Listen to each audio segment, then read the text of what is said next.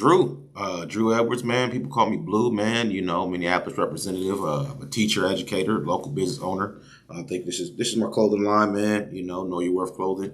I'm just building with this brother, man. Just trying to be contributor to the village, man. That's all, man. That's all me. Where can we get the clothing? You didn't do nothing in there spicy, nothing sexy. But then you need us to do. You put you in there.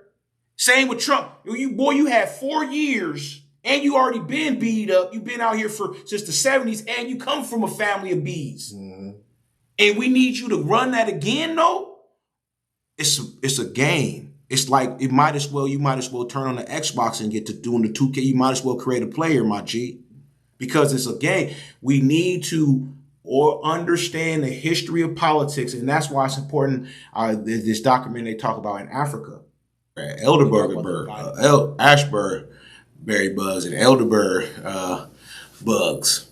And so a lot of people in Minneapolis, at least, I'm sure in this side of town as well, then they get in Minneapolis, they've been charged. They go around and charge people for to cut the trees down. These trees that basically have this disease. Right. And so they've been randomly pulling up on people, either cutting the trees down, billing people randomly, sending them invoices, threatening them, talking about, hey, you need to pay this or what type of stuff, or hey, we pulling up, or you need to get this done in this kind of time. It's just been random and bogus and stuff. And so basically the sister, her name is Roxanne O'Brien, when the queen, she hit us up and said, hey, we're gonna be meeting in front of the board. Minneapolis Public School, Minneapolis Park Board is the biggest park board in the nation. In the nation? In the nation. That's news to me. Yep, and Minneapolis Park Board owns the most land in Minneapolis. It's the biggest landowner in Minneapolis. I'm sure St. Paul is very similar to that, because obviously it's the Twin Cities, and so and so they were just getting on their heels, like, hey, you guys got displacement, y'all got all these things that y'all want to, but. Where we talking about in terms of first and foremost opportunity to access to, if you're gonna charge somebody or try to make it advantageous to somebody in terms of criminalizing being punitive to somebody, first you have to at least give them access and opportunity. You know what I mean? Like you got. Is there not any notices going out? Let people know what this is like? So some people have not. Some people have. I got my neighbor. He at my crib, he bought in one of his trees was cut probably like 2 years ago, bro. When it first started happening, they just came by and cut the tree down. And then he said, like last year they sent him a bill like, hey, we need to cut this tree, because I think one of the trees was like in the middle of his yard and the neighbor yard, so it might have been, they like, well, I'm just gonna come through and just cut it down. And so the one that's on the other side of his yard, the brother said, they sent him a bill, and I think, like 14 or like 12 or something, you know what I mean? And they said, well, you need to chop this thing down. And he said, well, I'll chop it down myself. Yeah, right. And so he chopped it down himself. The native brother said, his name is Drew as well. So he said, chopped it down. And then he said they hit him back, like 6 months, 8 months later, with another bill talking about you didn't, there's still some stump or whatever, like the stump like this big, you need to cut it down or whatever to, some kind of regulatory type of thing, and it's going to be $400 or $500. He like, I seen his nephew was out there getting to it, That's crazy that they're, to me, a lot of that stuff goes right back to them charging you all these additional fees and then having their people service it. Because what they do is a lot of people who get those contracts, I'm going to go back to just snow removal, which is huge. When I was in the workhouse, there'd be guys working for the county. And what they would tell me is like these businesses who would have businesses on the corner, and that whole corner area had to be shoveled off. If it wasn't, then what they would do is come out, shovel, and then send them a bill. Huge bill. I mean, we would probably charge $100 for $200 for maybe. They would charge like $2,500 for it, and you got to pay it. And that's it was almost like a predatory deal where they would just sit back and just wait because they know that individuals wouldn't be able to shovel their snow in that time, especially if you have a business and you're underemployed as it is. So to me, go back to residents now, it almost seems like it's a city game that they're playing with these trees. I mean, I understand that they might consider them dangerous or have some type of ecological issue with it, but the way they go about it becomes predatory, right? So I've seen that many a time. So what was the disposition of the meeting? In addition to what you just said, a gentleman found out they actually did research that they were charging different rates to different people, and most of them individuals who had a higher rate. Once again, it was a predatory thing in terms of marginalized people already, whether it was a person of color or whether it was people who are already impoverished communities. So right. Like you said, all those type of going back to, I talked to Jay about the same type of thing in regard to the Ukrainian war. And I said, a lot of brothers and sisters said, well, we're not in that war. I said, well, people of America don't talk about privatized armies, privatized militias. I said, a lot of brothers and sisters don't know America, to your point is we're in that fight, and we spend a lot of money on private, or it's the same when they say, hey, when we say, we're going to defund the police. They say, okay, well, you guys don't like prisons. What? We're going to go to private prisons. Right. We ain't going to put no money in public prisons. Right. Well, we just going to what? Privatize it. Right. And so like you said, to your point, big bro, is they understand, and that is the discussion. I was doing the research. I was talking about the Defense Department. And now the Defense Department has 33 sub-organizations, you know what I mean? And then in them sub-organizations, there's like another 170 sub-organizations within those organizations. All this bureaucracy about, how to basically control our money and all the stuff through, within the Constitution that talks about all this freedom. But as you know, to your point, it's like, no, they just found all these comprehensive ways of taxing you or finding ways to inconvenience you or put you in some kind of, the system or like you said. And so it's just a trick bag. But with that being said, with the privatization and all that other stuff, with prisons and the system, how it works, and then you don't really see much of that in the suburbans when you push further out. That same, you might have a tree issue, but you don't see that not notifying people. Do notice, having a meeting about it so people understand what it's going to be. It's just going back to, pulling me over, giving me a ticket, revoking my license, eventually having me go to jail. All these bills taxing me. I don't have money to pay my cable bill. Now you got this revocation of license on me. Can't drive my car. Got to sneak to go to work. You know what I'm saying? It's just all that, cash bail system. Yeah, just everything is just one trick bag after the next. But then you have these people yelling out about small government. You know what I'm saying? They'll come out in a minute and tell you, we want a smaller government. But you have all these individuals, all these other departments that function underneath this government that makes this government huge. They all got these jobs and they pay well. You and I couldn't get them, but they come up with these tricky ways to tax us, continue tax us on top of everything. So this is news to me about. You started off talking about these elderberry trees. Yeah, I believe Ashbury trees. Or elderberry. So they're poison. They're not. Yeah, basically it's some kind of let's say consideration, some kind of, herbalist or planetarial cancer or something like that. So okay, because it's not part of this ecosystem. Yeah. So they're trying to get them out. Exactly. Yeah. Which is natural, Yeah, like but the thing about it becomes, it becomes more of a issue where you utilize it to tax me or just, I'm already suffering. Now it's one more other thing. It's advantageous, like you said, to the authorities. Yeah. Instead of empowering individuals and saying, well, hey, how do we, like you said, they find all these various nuances. Going back to we were talking about the COVID example. Yeah. And so people say, well, whether it's a political, they politicize and say, hey, people were misfunding the PPE loans, or people were misfunding the stimulus loans, or people who, misfunding COVID, or Dr. Fauci, who used to own part of Pfizer. Now Pfizer obviously has this huge portfolio now, Yeah. you know, one of the bigger. And so obviously we know Pfizer's still coming out with the vaccines currently, you know, and so like you said, it's all these interesting things. And to the, I was watching the documentary, the brother talked about everybody in the Congress is a millionaire, and every senator on behalf, they said every senator the average senator is worth about $938,000, so just a little bit under $1 million on average in America. Right. What that means? You gotta explain. You gotta go further. I got something to say.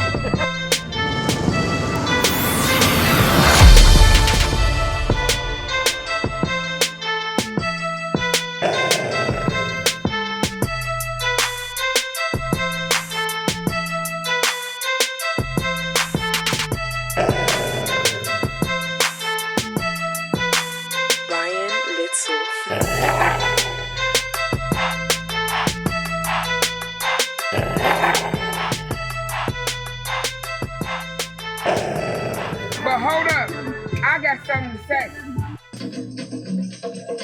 Yeah, they said every senator the average senator is worth about $938,000, so just a little bit under $1 million on average in America. Right. What that means? You gotta explain. You gotta go further in that. First, I just want you to introduce yourself, tell the people who you are, you know, your claim to fame, you know, and then we can just jump into that because I want to talk a little bit more about that, that structure and their privilege. You know, that position has a lot of power to it. But just let people know who you are. This is IGSTS. You're in the grill pit. I'm with my man Drew Edwards, man. People call me Blue, man. You know, Minneapolis representative, a teacher, educator, local business owner. I think this is my clothing line, man. You know your worth clothing. I'm just building with this brother, man. Just trying to be a contributor to the village, man. Just that's all, man. That's all me. Where can we get the clothing line from? You got a website set up? Or? Yep, website. Our Proud Legacy. So OURPRUOD Legacy LEGACY.com. Or you can find us on Facebook at Know Your Worth Clothing page. The emblem right here. So is that your own? Did you set that that logo and all that stuff up? This is your own clothing line? Yes. Okay. Yep. And so we talk about when I decided this clothing line, I'm once again an educator and a small business owner. And so we talked about how do we create community, and we knew as a fundamental piece that is the fundamental of all that we do as a community or the institution of the family. Right. Right. And so when we talk about those things, we talk about us tapping into our personal heritage and that shared history that you and I have. Right. And those foundational pieces, if you see our other emblem, if I were to use this example on our card, brother, and I don't know if our family can see this, but put it up to the camera right there. If you can see this, you'll see the bottom will be community, and then you'll see the pillars being history and heritage. And when you kind of understand that, you're able to still continue to build on that foundation of the community and or the institution of the family, and then build out into your purpose and into having pride in that purpose. And so it's kind of understanding, you know, that we have to first understand that, you know, not only are we here living our life, but that life is in turn attached to the community and the reason why we're living in a purpose and living with fulfillment and those kind of things. And so just trying to build a clothing line really that taps into being able to be self-reliant, self-determination, being a student and tapping into your community. How much is the sweatshirt?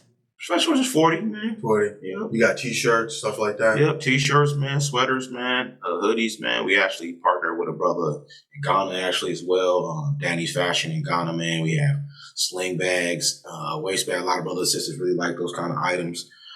So sling bags, we actually got some Converses, different t-shirts and stuff. And so we try to very diverse, but generally in terms of the clothing, t-shirts, hoodies, beanies, some sweaters, different kind of t-shirts. We got ladies ones, for youth ones. And so, yeah, man, you know, I'm at different pop-ups and stuff. We have pop-ups. I'll be at the Dream Shop over North Minneapolis off of 37th and Fremont. do on Saturdays through December, and just trying to continuously really just support the community.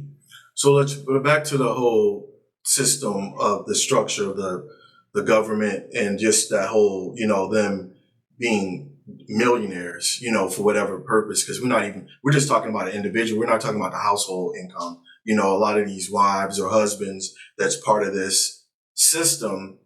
What I noticed, especially, I'm going back to the DOC, is you'll notice that a congressman might have his wife on the board of a company that's part of imprisoning us.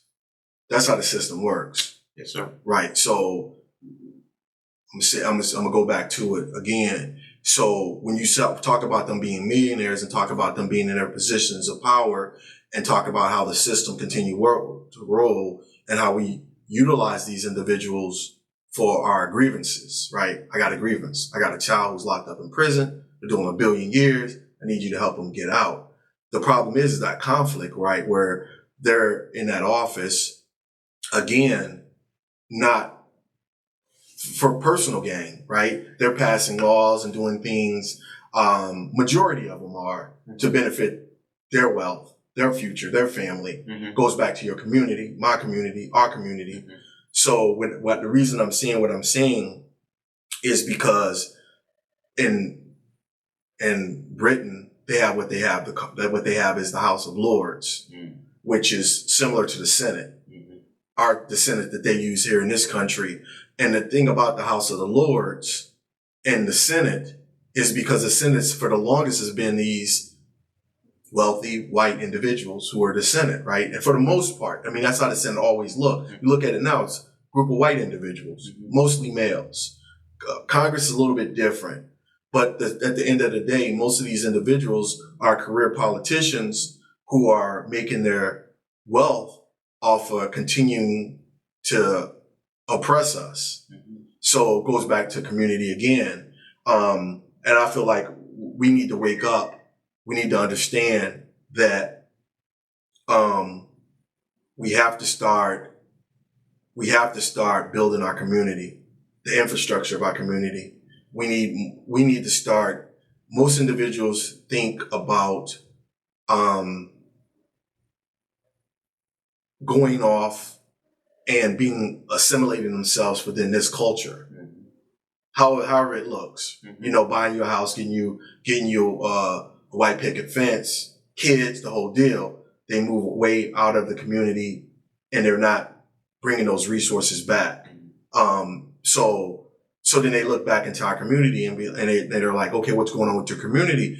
What's happening? The same way it happened in Africa, a lot of our resources being depleted, and most individuals find themselves paying into the system, not getting the benefits out of it. I'm going somewhere with this because the reason I'm going somewhere with this because they had to big defund the police.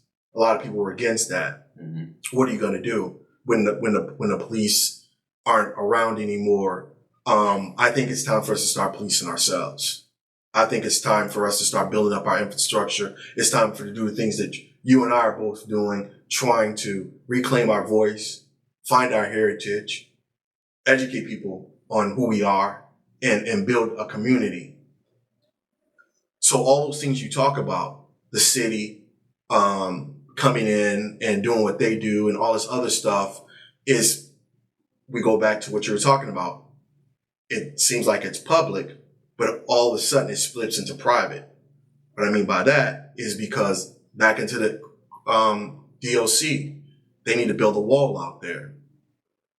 So what they do, DOC is a publicly run company, but what they go subcontract out is to the warden's brother-in-law builds the wall. So that's their community, that's their system. Only thing we can do is be the oil in the system to keep it running. We're never in those positions where you and I benefit. A new slavery system, and we're still the slaves, right? We don't have any benefits. We might have one or two that's been flipped that look like us in those positions, but our community doesn't benefit. In fact, our community funds or fuels that mechanism.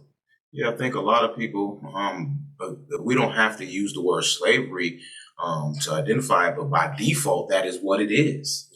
And people don't understand it has to do with what we're talking about, big bro, is access and opportunity. Right. And so when we're talking about millionaires, and the reason why we run that up in regard to how much senators and councilmen are almost average making, is because 80% of billionaires, right, is inherited, right, and 70% of millionaires is inherited, right. And so when you don't have to work, and Sister Frances Cress made this compliment in terms of Anglo-Saxon Americans and said, well, if all you have to do as an Anglo-Saxon, aka a white brother, is come out with a scheme and stay out of trouble, and your color, your complexion, have your ancestors have done all the raping and privilege, right, that needed to be done. And right. So in this system, it doesn't look like for most people. That's why it's a politicization of people's upbringing. That's why a lot of people, there's this whole politicizing of working hard, or the American dream, right, and all this whole type of stuff about people pulling up your bootstraps. And the reality is no other American represents the American dream more than the African American. Right. Because we're the people, literally, not even the indigenous, have built the railroads. They didn't go into fields like us. They didn't go to the HBCU. They didn't do the marching. That was not them. They were not neither was the Hispanic. Neither was and in addition to that, we are the only person from multiple parts of the continent, which is 3 times the size of the United States, that came here, merged with all that 100,000 years before just to create the African American. That is why the African American has done so much in the world over the last 275 years. And so when you talk about access to that opportunity and what happens when we see individuals like a Barack Obama, or we see individuals who are, like you just talked about, we talk about gatekeepers and people who don't allow us access to that opportunity.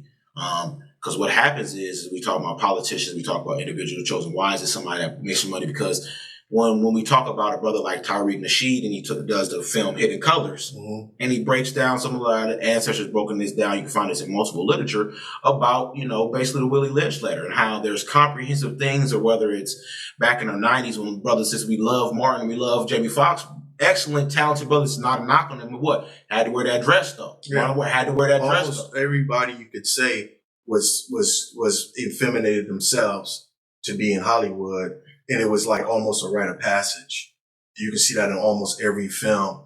They had to dress up as a female, even with this Tyler Perry stuff. Billionaire though. Yeah, but he effeminated himself to be funny. He still does it.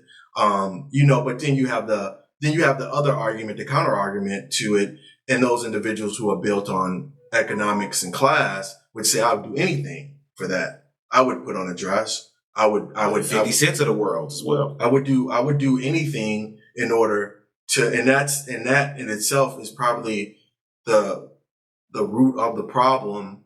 And it's easily done. I mean, it was so easily for a person to compromise their everything for a little bit of nothing. And then at the end of the day, even a lot of just what we would consider a lot of something, you know what I'm saying? At the end of the day, then you wonder why drug and alcohol use is such as a high usage, why people are, just zoned out their minds, is because you are worthless. You have sacrificed everything that made you who you are just for something, whatever monetary, whatever you want to say, whatever it might be. And at the end of the day, you're sitting in this 100 mansion house, all these cars outside, but you have no worth. You are worthless. I think what was it? You and I were talking about the Cat Williams example, and the brother said, he said you give a alcoholic $5 and they'll get as much effed up as $5 will give them. Mm-hmm. And he said, if you give them $20 million, is almost like giving them a loaded gun. Right. And so in regard to wealth, I have this as one of my affirmations. I am wealthy beyond measure and beyond finance. Right. And see, but that's a principle and a concept that needs to be taught. And it's through the music. I'm not using music as a crutch or anything like that, yes, but it's part of our behavior, because you can listen to our music. Why is our music so different from the music that's playing on the radio. Turn to a country station. Turn to a rock and roll station. If they still have, turn to any other station. Our music's the only music you hear: drugs, guns, talking about women, bitches, hoes, and it's acceptable. Being paid, being played on a regular basis, and people ride to it, and then. So that's the culture that's being pushed on us. So you push that culture, that consumerism culture on us, and then you turn around and say, well, heritage and culture, like they don't even know where to begin with that conversation. Don't even know what that looks like, I think, like you said, the martyrdom is real in terms of, if you look at like a POC or a lot of brothers and sisters, there's always, the theories behind it. You got the conspiracy behind it. What's the theories behind it? I heard somebody break down the POC theory of...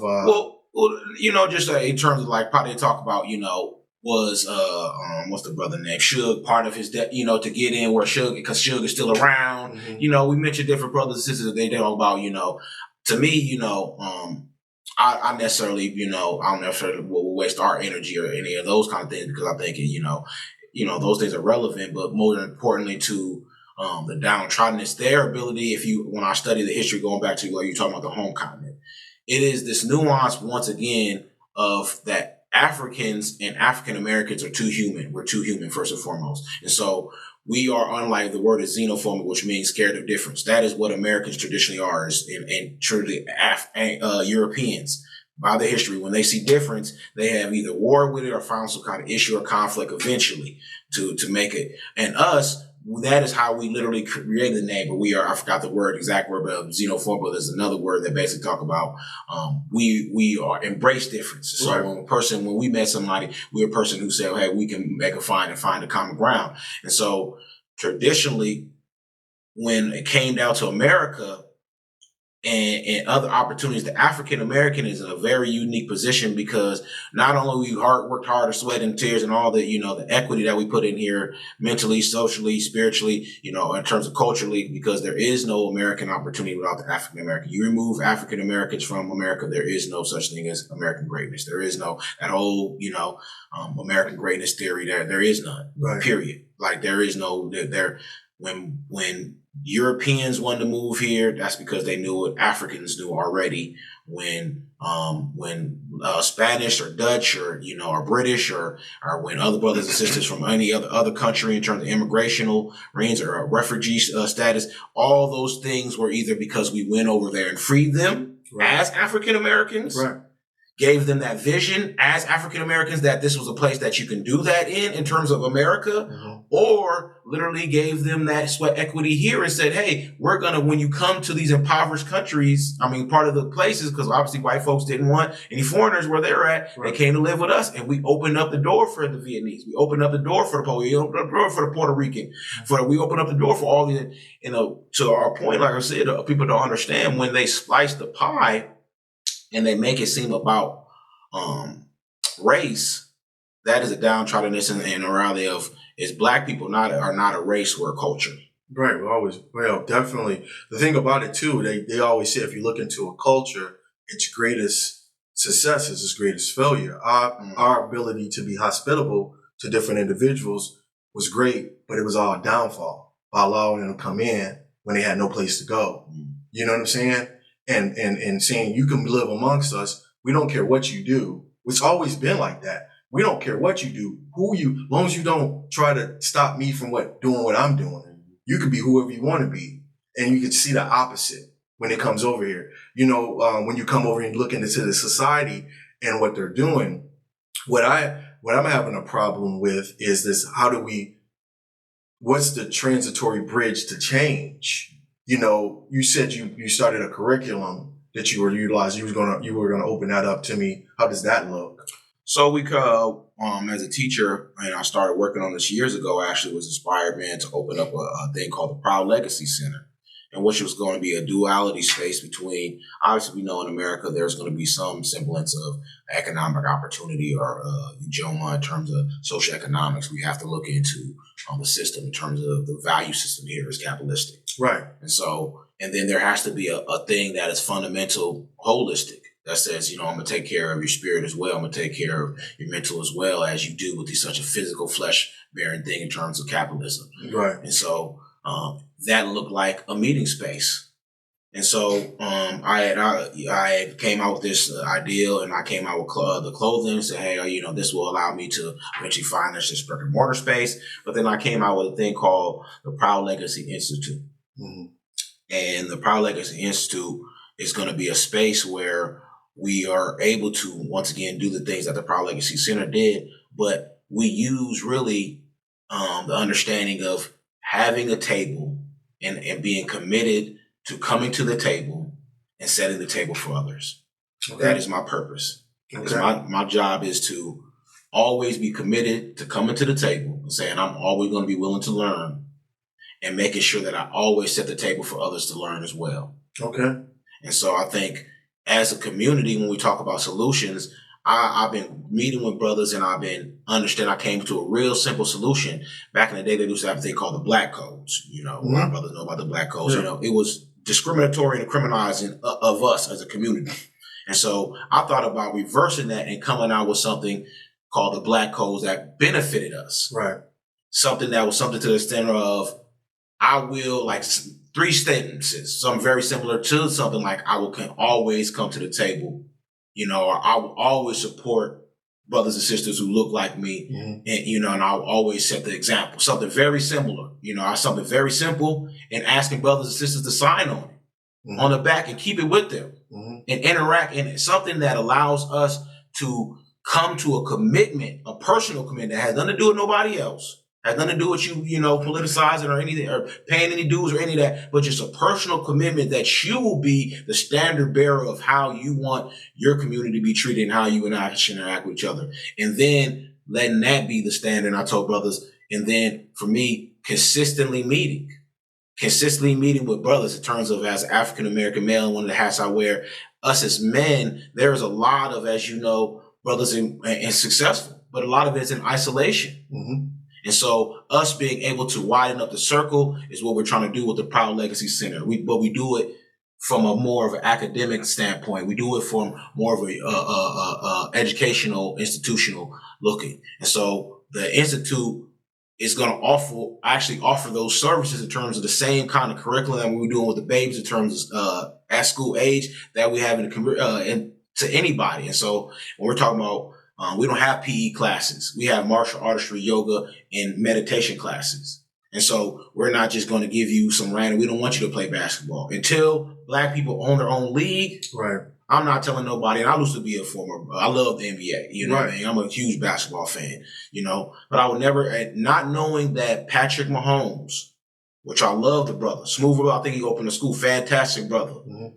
It's got a half a B, but they couldn't give Malcolm 40 years, they couldn't give, you know what I mean, Marcus, they couldn't give Harry, you know, they had the criminal, you know, Annie Malone, who was the mentor to Madam C.J. Walker. A lot of people know who Madam C.J. Walker is, and she was considered the first millionaire. Yeah.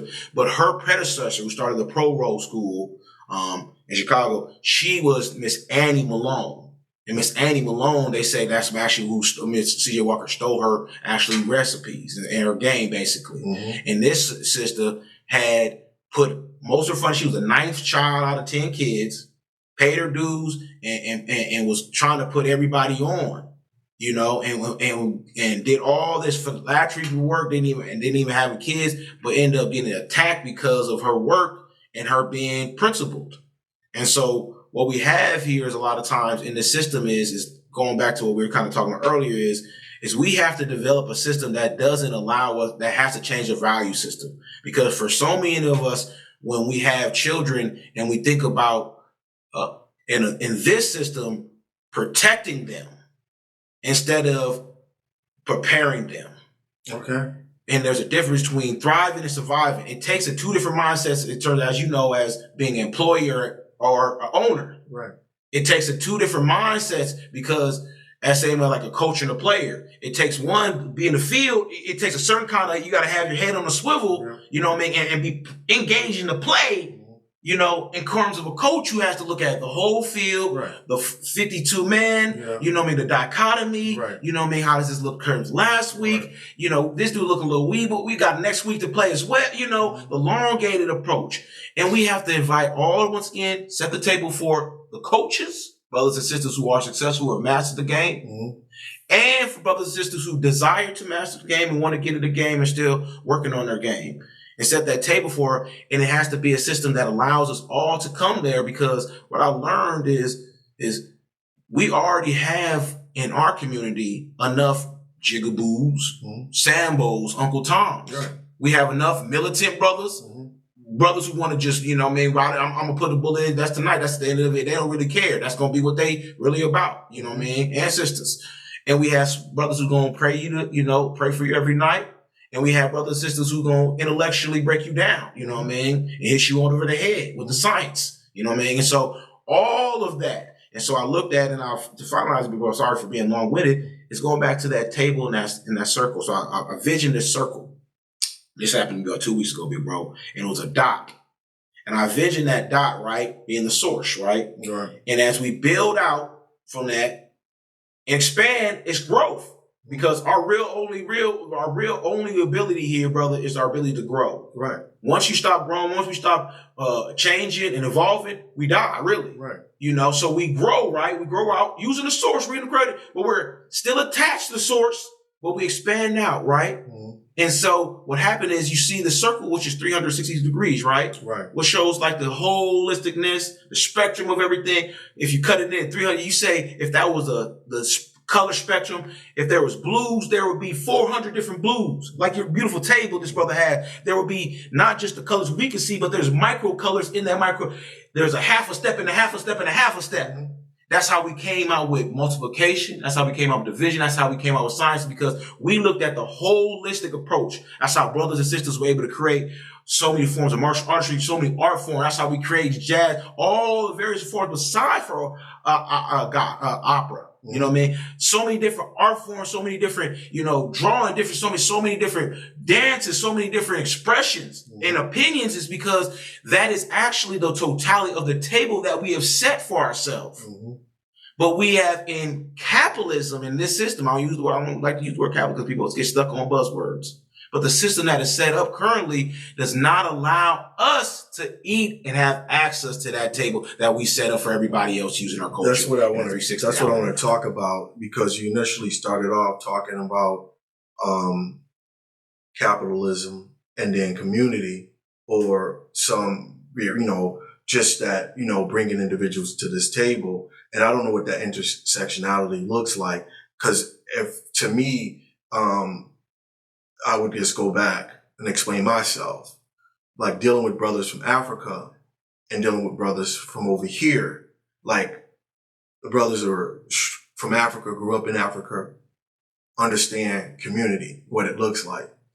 Here, community is a buzzword or a word that we utilize. We still don't truly understand what a community looks like.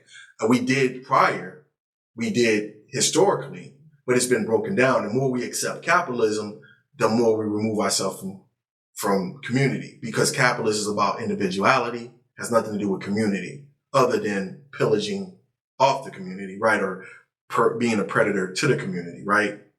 So every time I look into that, and as I talk to people on a daily basis, that's why I push back and say we have to, like you say, re-educate individuals to what a community looks like, what a family looks like, values, morals, ethics, come up with a social contract like you alluded to, something to stand by, examples a million words, one example is a million words, right? But my whole conversation has always been, where is that intersectionality? How do you take an individual who grew up in this country, understands when he eats for himself. He grabs enough food for himself. He grabs enough food to fill his belly. And he doesn't really care about what's on your plate. When the plate comes around to me, I'm going to get as much as I feel as though I can eat. Even if it's too much, I'm throwing it in the garbage. I don't care about you. And most African restaurants you go through, everything is communal. It's a bowl. You must share. Everybody must figure out, or you must, it's according to hunger, but it's also, I'm gonna make sure my brother eats before I do. So that concept to me is diametrically opposite. I don't know where it comes to where you can take somebody who's finds yourself owning a business and you can put community aspects into it. You can always say, I'm gonna open a restaurant, I'm gonna feed the homeless. I'm gonna open up a homeless shelter, and I'm gonna philanthropic. You can do that as much as you want, but to me, in the back of my mind, it's like, how do you do that and not be a capitalist? You're handing out handouts off your plate, and off people, or you flick something onto the floor. Philanthropy. Yeah. Charity. Right. If you don't have you can't give a disparity. Right. You can't, but even generosity, the term generosity in itself is a condescending term. Because in order for you to be generous, you must have more than I have. You must have How abundance. the hell did that happen? We go back to your wealth and your generational wealth and passing it on. So you see all these philanthropic companies out there, when you trace their heritage back, they're philanthropic because they utilized us to get to that particular point. So you touched on a couple different things, big bro. One is I use the Wakanda example, right? Because I like to use it because for me, not the actual movie that people say, but an example of Afrofuturism. And I started thinking about this concept. I said, one, we use the fundamentals of Africa in terms of spirituality. And when we look at spirit, it was not a religious thing. It was based on facts, which is like you talk about principle-based things. Yes. Which is what? Being a man of your word, Right. you know what I mean? Time management, you know what I mean? The stuff that you teach in business school. Yeah. The touch that is it's stuff that we created that we knew a long time ago. Literally. That our ancestors were, So, and that wasn't a religious thing. That wasn't a business thing. That was spirituality because we understood we don't give you game is something that you can apply. If I give you information, but you don't know how to apply it, it's not knowledge. Knowledge is empowerment. If we live in the land of information, people have the information all day. You can look on your phone. Yeah. But if you don't know how to decipher through it and then apply it, then you're not able to once again access the opportunity or take advantage of the opportunity. And so using the spirituality and the foundation that our ancestors did, and using the innovation and the opportunity of America. That is what you have in Afrofuturism, because what we have is we're not going to be able to go back to the 60s and 70s because black people used to be in the 1950s. I believe they did a census viewer, and black people were up to 70% of black people were married. Went the highest percentage in the world. One of the highest percentages in the world. Not just white people, but in the world, black people historically were in terms of marriage. But once again, when we talk about, you said, where's that intersectionality?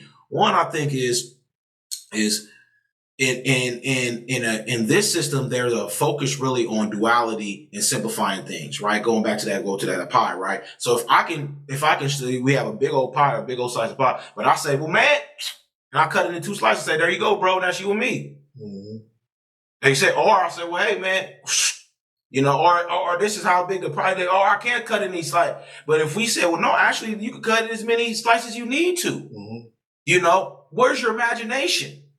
Where's your ability to cut that? But once again, it is a mentality that we've been dealing with historically since we started interacting with these individuals from Europe, particularly, and it's called a scarcity mindset. It has to do with the fact that they traditionally don't believe there's enough for everybody, and there's going to be a lack of. Right.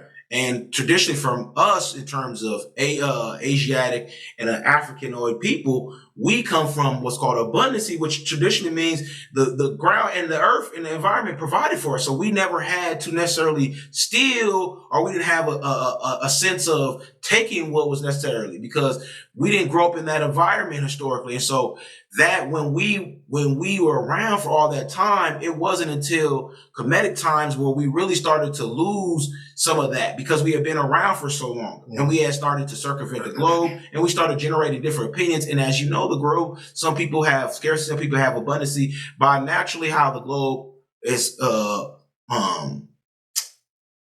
divvied out. Yeah.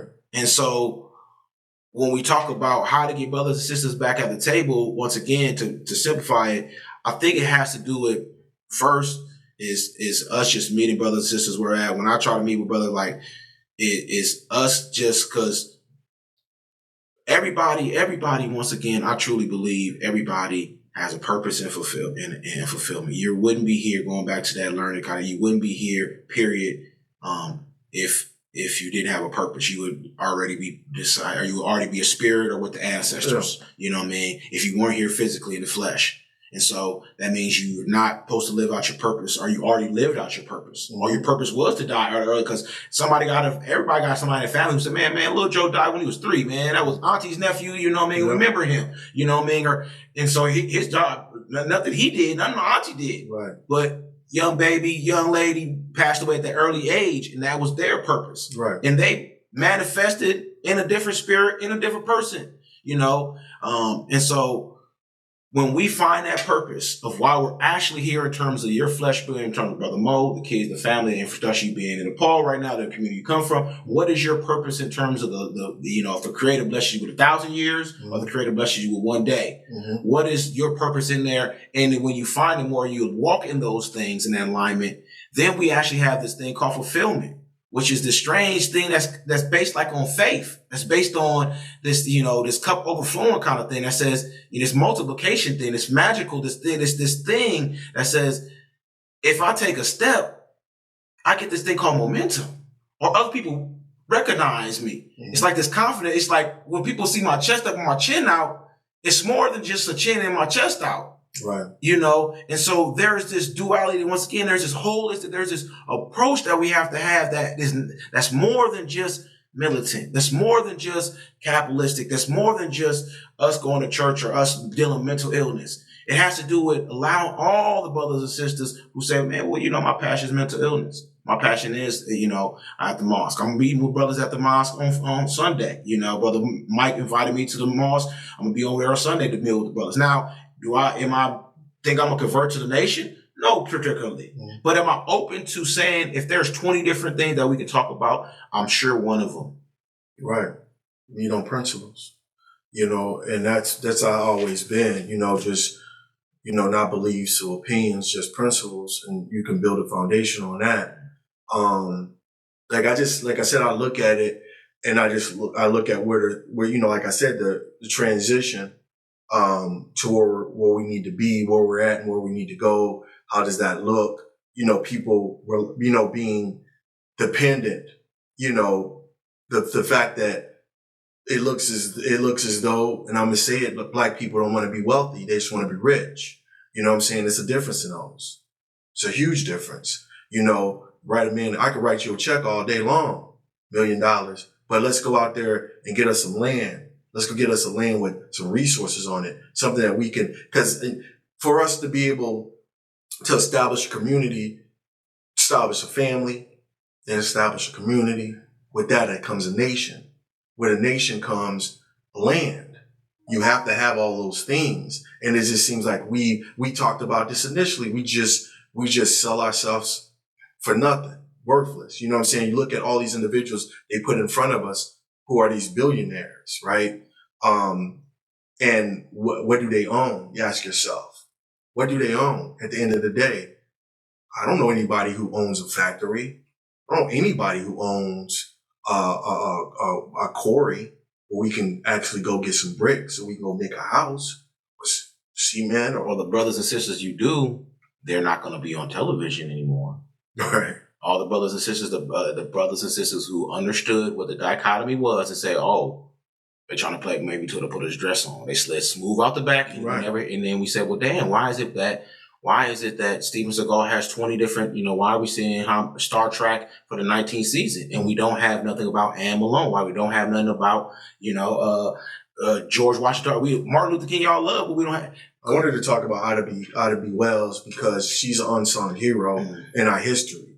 A lot of people don't, she's been scrubbed out history specifically because, again, the vetting and them wanting us to recognize individuals who are more assimilators than they were revolutionaries. And Ida B. Wells is one of my heroes. Read her book, researched her, and she was the forewoman and a lot of things that we know about now, but they use trickery to remove her name out of it. And what we know about her, we don't even see her in history books. We don't see her anywhere. But she was she really, especially when it comes to lynching in this country, she documented that. But she was when it comes to the NAACP, when it comes to all these different organizations, I mean, she was unsung.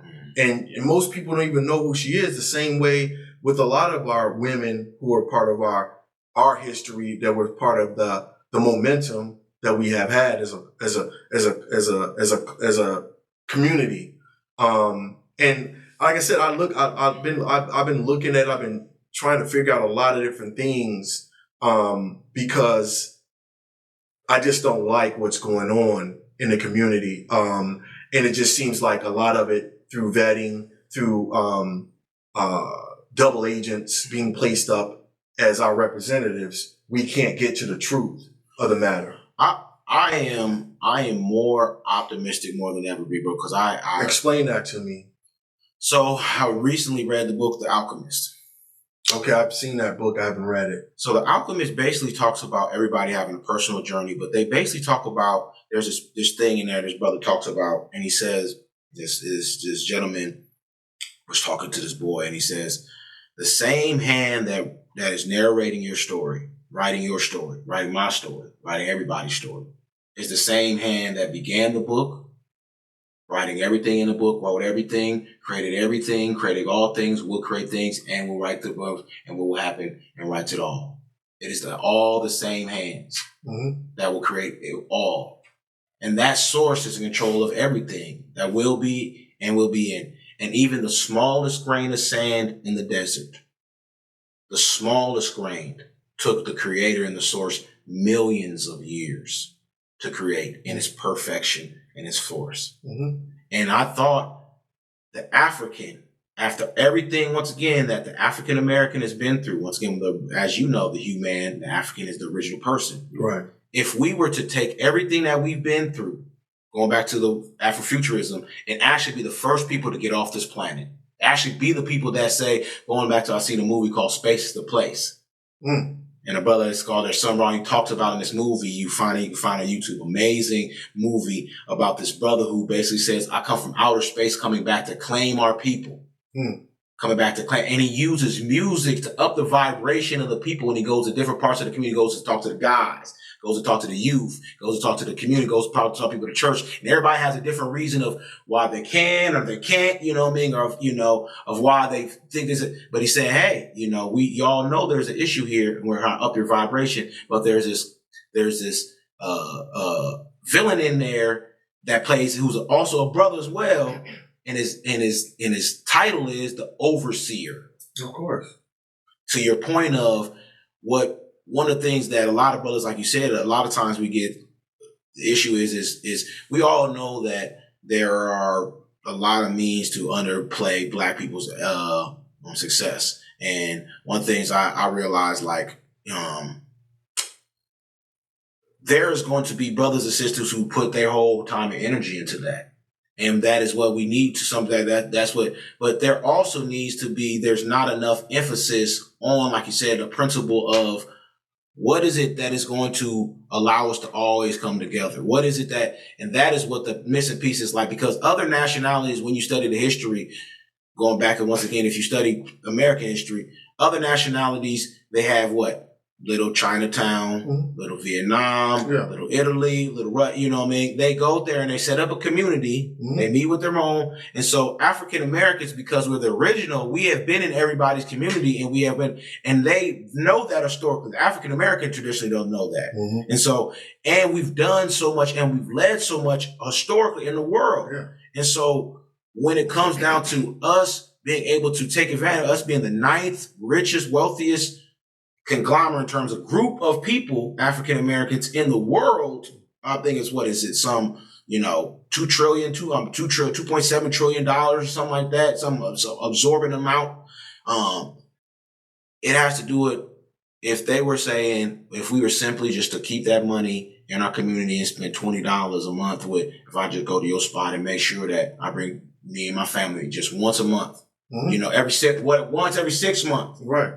Everything would change on it, so they have to continue to call us niggas. Once again, they have to continue to show Beyonce. That's why Cardi B's out here talking about, let me suck you off on a track. You know what I mean? Because if they were to show you the 1,000 other sisters who ain't saying none of that, right, who are out here just as talented, just as beautiful, just as anything that you physically or spiritually get from Cardi B, but you won't get the negativity and you won't get the downtroddenness. You get more solution oriented there because they know, once again, if you look at any of these movements in other countries or any of these people, black women right now, the #1 college graduate, #1 business owner. When you go to any of these companies, any of the movement behind the Black Matter, any of these companies, they have stud women there, lesbian black women there, leading Latinx sisters there, because they know, once again, obviously the black man, you couldn't, going back to the criminal justice system, the black man, infrastructurally wise, we make up so much of that labor wise in terms of what we're doing here. Right. But intellectually wise, spiritually wise, we couldn't be here because America would have already killed itself. You can't have like a movie like John Wick where, if you look at John Wick in these movies, some of these movies or some of the stuff he watched, this brother would kill 100 people or 40, so this is a modest number. Say 20 people in one film. Mm-hmm. Tell me a brother, anybody, I know some of you know brothers got bodies. Tell me a brother who got that many bodies who ain't lost it. Right. You know what I mean? But somehow you're on number 4 though. But somehow you're on number 4 in John Wick. Somehow you got Lethal Weapon 5 and 6. Mm-hmm. How many individuals and that's where we're at America. Once again, I tried to tell brothers the other day, and I'll shut up again. I said, the brothers got said, hey, I'm going to be doing this problem about martial artistry. And he said, man, some of the guys ain't trying to hear that shit, man. He said, man, some of them, they got the things that, I said, man, I hear that. I said, but I can't treat my brother special. I said, man, there might be a time and place for us to use those. Mm-hmm. I said, but I have to change the tone and the rhetoric, especially amongst my brother. I can't be scared of what could happen to, what the brothers fear could. I said, because the world is ran on 2 different things, love and fear, truly. That's the true driving forces behind this. Mm-hmm. Those are the things that's overcoming, like they say, love conquer all, and so does fear. Right. If you're scared of something, you'll do more than something. You'll kill something, you'll do something. And that's what most of these people are here. That's what most of us are. We are scared to get out of our comfort zone. Mm-hmm. We're scared to come over here and jump up with a guy. I'm scared to call my daughter up who I've been bogus to. I'm scared to call my ex up who I'm scared to go tell my master, my slave. I'm scared to whatever, or I'm scared to tell my daddy that, even though you pay for me, white people, I'm scared to arm Hispanic people or religion or Somali people. I'm using the culture, whatever veil that they put on you that doesn't allow you to really live a human life, which is, if you study history, the African rises back up to where the African is. Right. If you know the heritage, if you know your heritage, this ain't got nothing to do with race. Right. We talk about intersectionality, when you simply, and that's what you see in New Zealand, that's what you see in Britain, because in Britain and New Zealand and other places like that, they have a whole different infrastructure, even Canada, of how they look at the Africans' totality in terms of their experience and what that looks like in terms of everybody's benefit. Well, they gave them more of a, the difference we can see, when we start seeing the breakdown of the whole slave culture, the fact that, a lot of these countries that you mentioned they gave African Americans or Africans at that time citizenship, real citizenship. Here, these backwards individuals were still using Jim Crow laws, trying to put you in your place, just doing anything they could do to make sure the world know that how backwards they were. They never instilled citizenship to us until they had to, right? They were forced to. And that's just the difference. And they were more, they got rid of slavery a lot quicker. They accepted the individuals. They accepted they felt like even the Jamaicans felt they were British citizens. So it was different for them because we're not Jamaicans, we're British citizens. Here we were divided for the longest. I mean, I would say most individuals consider themselves United States citizens, the way they were treated. If anything, second class citizens, F that, So our relationship with America, when you talked about their dream, it's almost been a nightmare for us. It's like, what are we attempting? That's why I keep going back to this whole capitalist understanding of economics, at the end of the day, I mean, what has it actually given us? What have we benefited from? I mean, from the time I grew up and looking up and not having anything to getting something to seeing where I'm at right now to saying like, really, what did I actually achieve? Seems like I just been spending I've been on a hamster wheel chasing these dollars when at the end of the day, like you said, the wealth that I do have, I find it in what educating myself, understanding who I am, treating my brothers, I treat myself, like all these things that I heard, but they were just sayings. Value. Right. Real value. But the thing about a value is it's these slick sayings that you, like my mom used to say these things like, you don't believe fat meat's greasy. And I used to say it as a kid, not understanding what it was until I understood what it was. I think a value works the same way. We have to instill it right early so people understand this is the way you navigate the earth. This is how, no matter where you're at. And I think that's what, as a people, what made us always rise above all, because we kept those same values and understandings that were always embedded in us, even when we didn't know what they were. You had that sixth sense of, I'm not going to get down and dirty on him because he's my brother. I'm going to treat him a certain way. I have a certain understanding to how I circumvent this globe. And it's in our DNA is what I'm getting at. Certain things that we do, our level of aggression, and then like everything else is being programmed into us. Because as soon as an individual actually comes out of this poison, because right now the community is poison, right? That's all they drink. That's all they're drinking on. That's all they're smoking. That's all they're doing. It's this madness that they're in, right?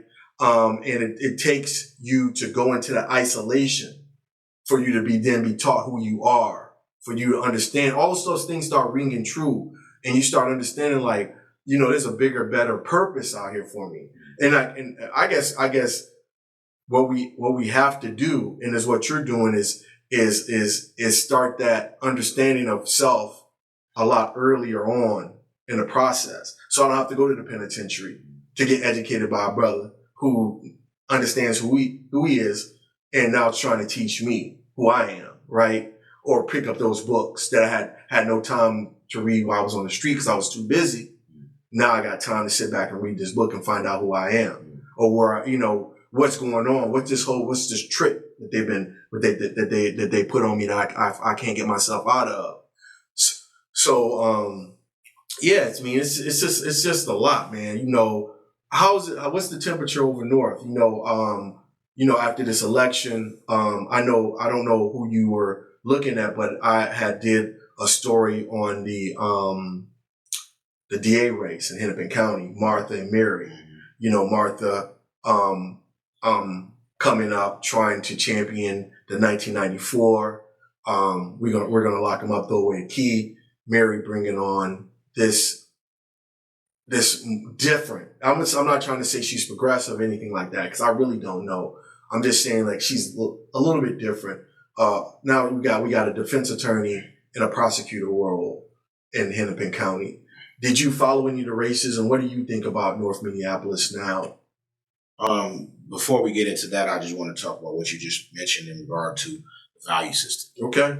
So when we traditionally, historically, going back to before there was currency in terms of physical currency, in terms of like gold or silver, there was trading and bargaining. Yeah. That is historically how things went in Africa, which was a value system, which is our ability to come to the table and say, hey, and communicate, which is why most of us spoke multiple languages. And 70% of the world still is trade on bargaining. That's why most of the world speaks multiple languages. Going back to that xenophobia and our difference, our ability to not create a table for each other and not be neighborly. That is a detrimental thing because once again, if you're not in the books and you don't know yourself, you can't rely on capitalism. We talk about, once again, 80%, all the white brother needs it's already built in the system. Right. You know what I mean? And everybody else has to come here and form a community to capitalize on the system. But if the whole system is built on your downtroddenness of your community, Yep. then you have to replace the value system that they have given you. That's why I said as a public educator, black man, which is very limited here, I'm removing myself from the school system because they don't value me and they're trying to do the same thing that they did for everybody, is destroy you. And so why would I be in service to them? I'm not even going to give them my equity, my time, or energy. I'm going to put all of my emphasis into making sure at least that we get the institution, that we start the tone and set whatever I can do in my days and times. If the Creator blesses me with 1,000 years or one day. And so going back to what you talked about politically. So, I think politics is an important thing. We have to know who is, the overseers and who is in charge of the house. This is not just black people, not just white people. This is the big house. And so everybody here is in the big house, everybody else in the rest of the world is in the field pretty much, and so politics is used as a means of how you get closer to Massel, you know what I mean? But there really is as anybody can say, especially anybody who's politically paying attention, you see, President Obama was the first person to raise $1 billion. Donald Trump had to raise, I think it was 2.1. And then, Biden didn't have to raise what Donald Trump raised. I think it was like around 1.7 or something like that. And Donald Trump raised around the same or a little bit more. But you had to be a billionaire, raise $1 billion to become a president. That's just incomprehensible for any person in a lifetime to say, I'm going to raise $1 billion just to make political change. Right. Just to do or do something that I'm passionate. That's just, inconceivable. And so, when we talk about these individuals who you talk about, a lot of times these are people who, if you go to when we turn over the ballot, in terms of sheriffs and individuals, you didn't have a secondary option. You didn't have a secondary option on many individuals. A lot of these individuals, like I said, we talk about the average term of Congress people, the average term of Congress, we're talking about 11 years, 12 years, 15 years. They set terms of these limits, and literally the American history is about trying to condense and trying to minimize the authority that you give people that are elected officials, because everything is about the electoral system in America. But if you don't use the electoral system in America, then we are it's disadvantageous. So when the brother Professor Small was talking about, he said, what I want you to do is get involved in your local boards. He said the president, that's the overseer, and they can do whatever with the president. He said, but us get involved in the school board, taking over the school board, us get involved in the park board, us get involved in your local things and taking ownership and getting everybody that and then perpetuating out to the mayorship in the city, because those people actually have more. If we were to do a percentage pie of autonomy, they have more of an autonomy of what actually you can control and actually can be done. If you say, the parks is too small, we're a little bit bigger, the councilman and the park board can do more than the president ever could. Even if he's the president, obviously the president, and he could do a march and say the military coming in. But still, he would have to go through the local municipalities, because how the government is funded. And most people who are organizers really know that. And so they have this buzzword we talked about earlier. What is our ability, lobbyist? So when we talked about lobbyists, so most people know we talk about the amount of how congressmen and senators and congresswomen and congressmen and senators are millionaires and almost millionaires. It's because lobbyists. Most of these individuals, you only get a small check for being, I think it's like $40,000, $47,000. It's under 50 bands or something like that to be a council person. It's not a lot of money to be in government. Right. So most of these individuals, like you said, have some kind of business on the side. Right. Beforehand. Right. That's why they got into it. And then somebody said, like in regard to, remember Kane, the wrestler is? So there was a wrestler, Kane. Some of the brothers and sisters gonna know who this is. Used to be a wrestler. You know who the Undertaker is? Yeah. So the Undertaker had a brother named Kane. He was the taller dude, long hair with the red thing when he had red stripes on it, and he wear a mask. And so this brother Kane was 7 foot. This brother was in the WWE and wrestled for a long time. I did not know this brother in 2018 ran for mayorship in Knoxville, Tennessee, and won. And he re-ran again in 2020 and re-won, this former wrestler. That's the same reason why we see Donald Trump win. That's the same reason why we see Herschel Walker and Dr. Oz go. Is because they understand when you look at how they weaponize social media to the benefit, and they create these celebrities, they create these gatekeepers. Right. And they say, hey, and so politicization is not about choosing a candidate. It's about knowing your issues and being able to rally around those issues and organize an issue. That is where it gets dysfunctional, because if you don't know where you stand at, then you'll just stand anywhere and say, oh yeah, Black Lives Matter. You know, when the reality is Black Lives Matter is just bringing issues to historically what's happening. Right. And there will need to be another movement that, same with policy. But if we know millionaires pass that down, Joe Biden, okay, you're bad, Ronald Reagan, okay, Bush, but then we had your daddy, now we had you. It don't even make no sense for us to have a population of 400 million people when we had your son as the president.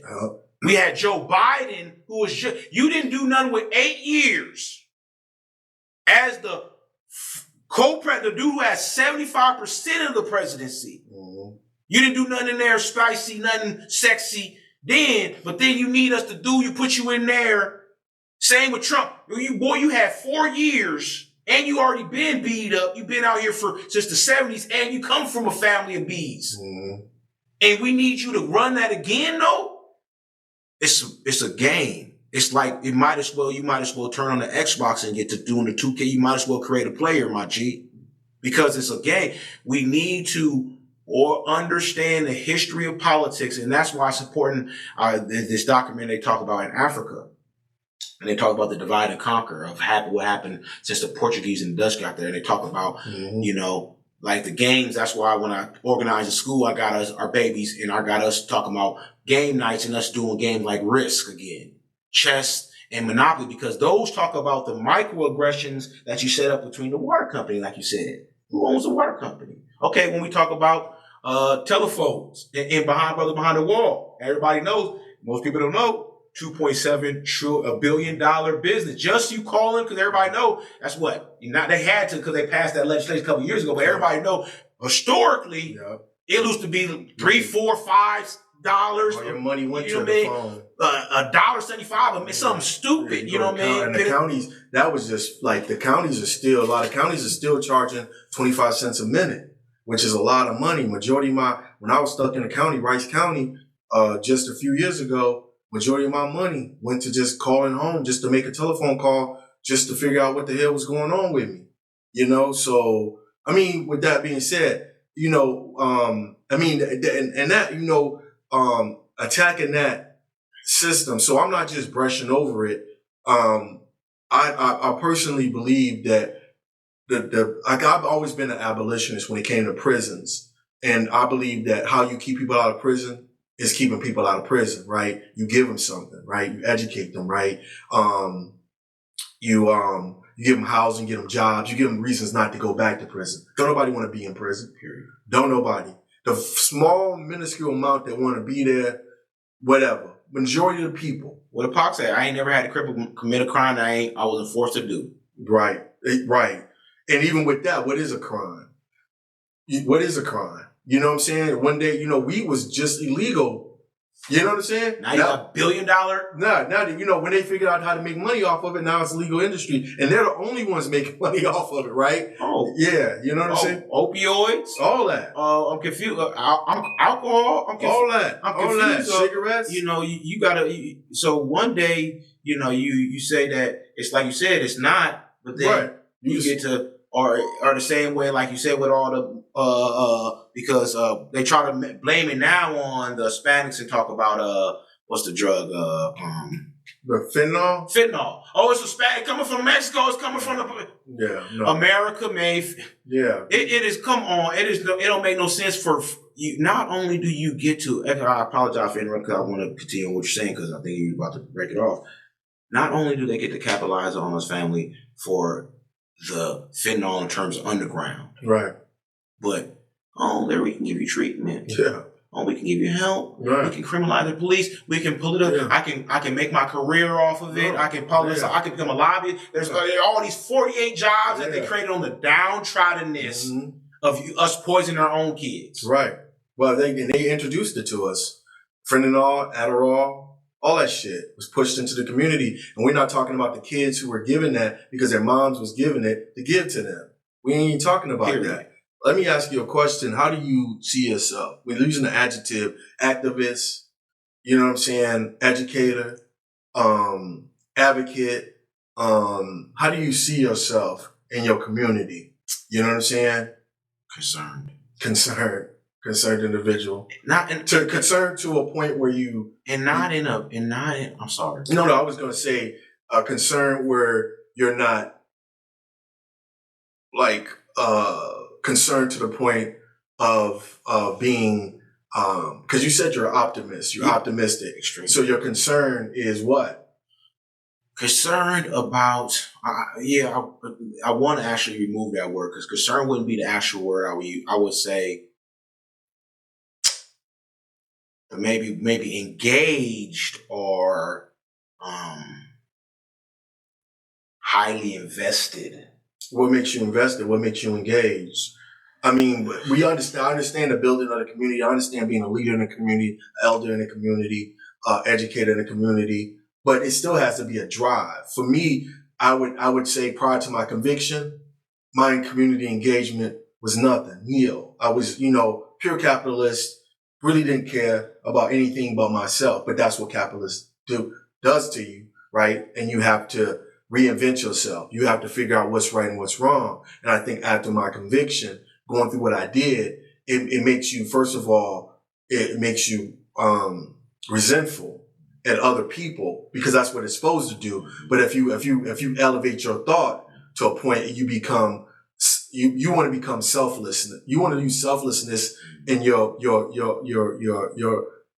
dealing with people because the first part of it is definitely resentment. But then you realize, talk to a group of brothers, you got to understand that the world is moving. Whether you're on it, whether you're part of it or not, it's going to keep on moving. So you have to start understanding other individuals. First most understand yourself, but then that allows you to understand individuals. And when you start understanding individuals, it makes you maybe concerned, it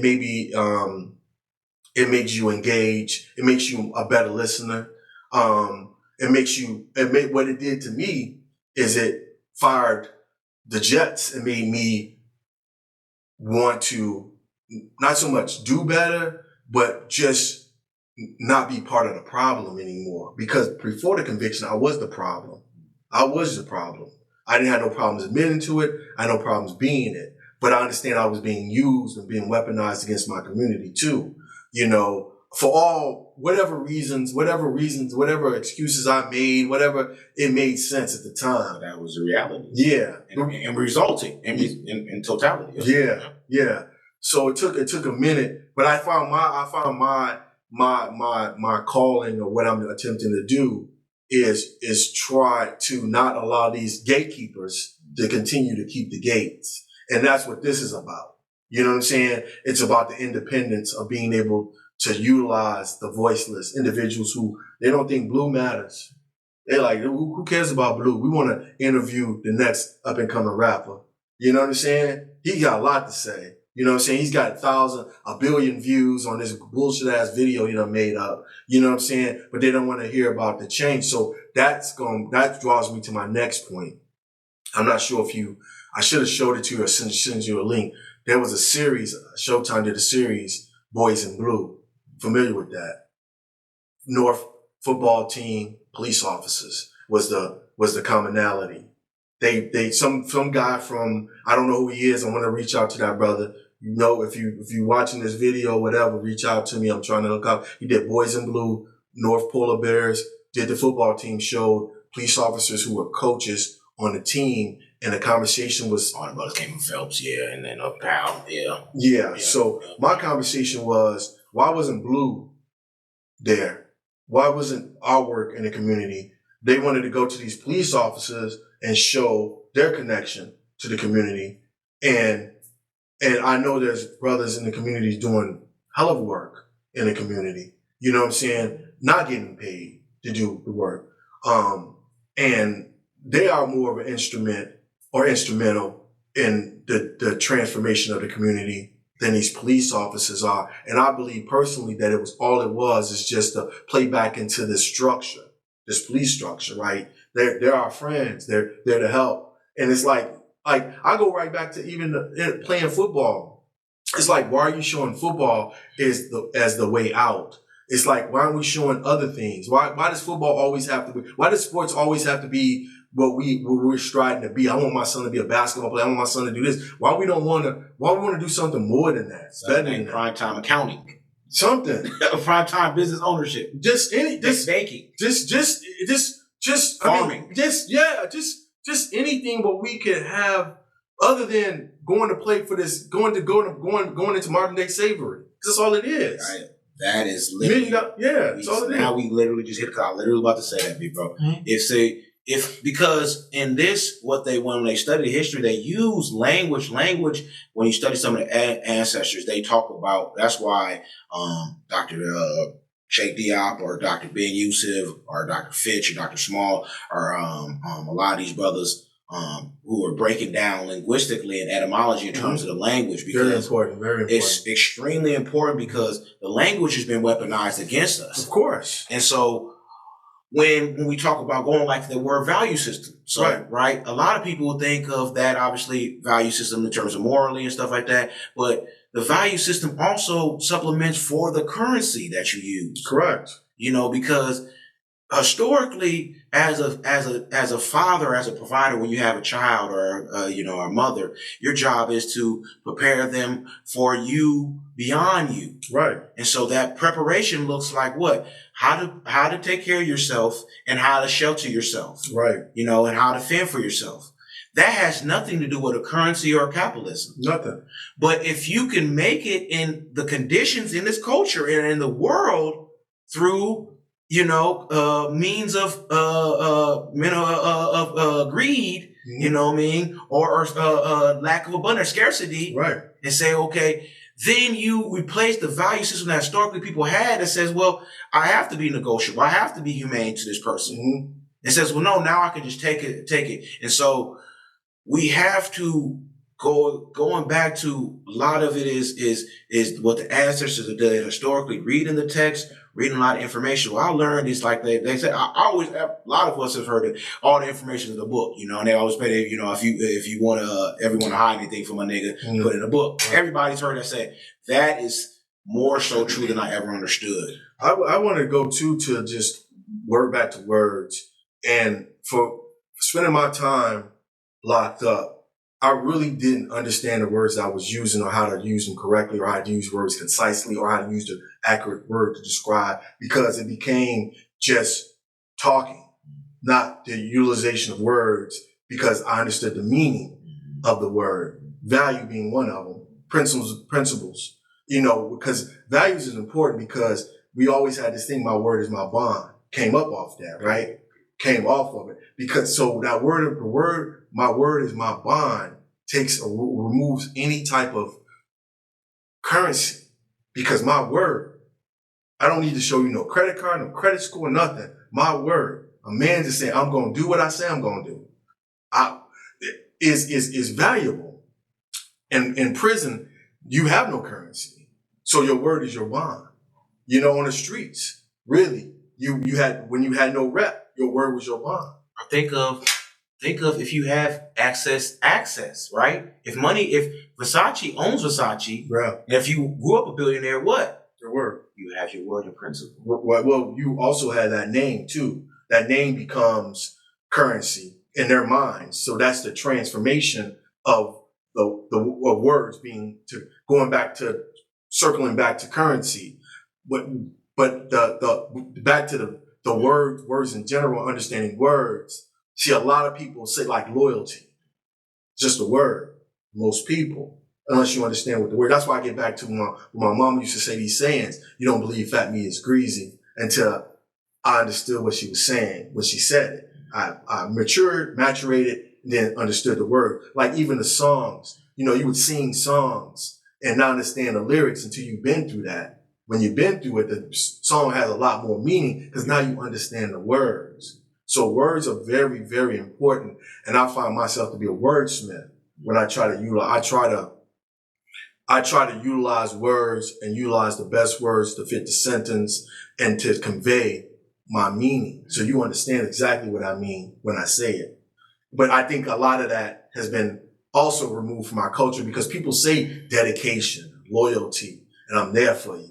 Just like it just rolls off their tongue. Had no understanding what it means or what that comes with. You said you was gonna be there for me. I called you and you don't even pick up your phone. How's that look? And then you can justify it.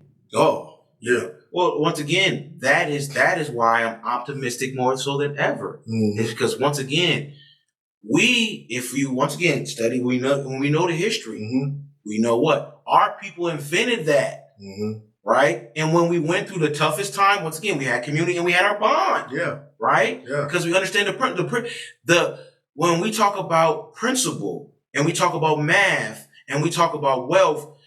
When we were talking about those things, when we invented those things and those said, when I'm not here, son or daughter, you can take these things to your neighbor and apply these. Or if you don't have any, you can take these to your brother. These apply to anybody and everybody. Are universal. Mm-hmm. That's what math means. That's what science means. Mathematics is universal. Exactly. Anybody who has the comprehension and the application can apply it. Yeah. And so that is what they know historically. That is why, once again, if you look at what started in schools, when black people had HBCUs, we were the number one.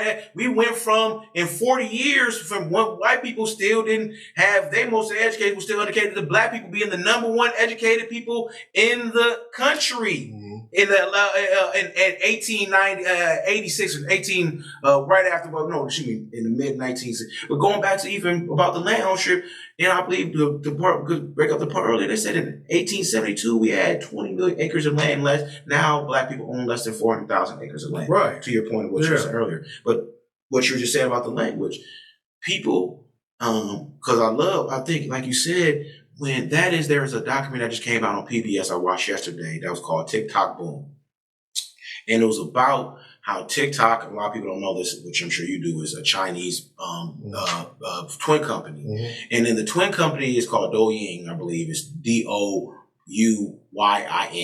I might be pronouncing it incorrectly. But the videos that it has in China are only educationally based and only positive based. So they do a lot of education based, like, hey, here's how to plant a tree, or here's real baseline stuff. It doesn't have the same kind of applicational effect that in the technology that is used. The gentleman I seen who did the research and who created it, the algorithm is a smart algorithm that says, how do I not only keep you on here the most, but I am going to study you and know more about you because of the information you in terms of what you like, what you don't like, the stuff you spend more time on, the stuff you scroll. The eye is be able to track all that, your location, where you go, all that. It's putting up all these 40 different data points. And within 5 years, it knows you better than your parent would know you in your whole lifetime. Based on the information you indicate. You don't even know you articulated because it's in a machine. And so when we talk about the innovationist that is going on and what's going on, white people, I apologize about that.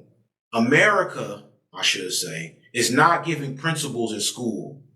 That is why brothers of the Jewish community and sisters of the Jewish community send their kids to exactly.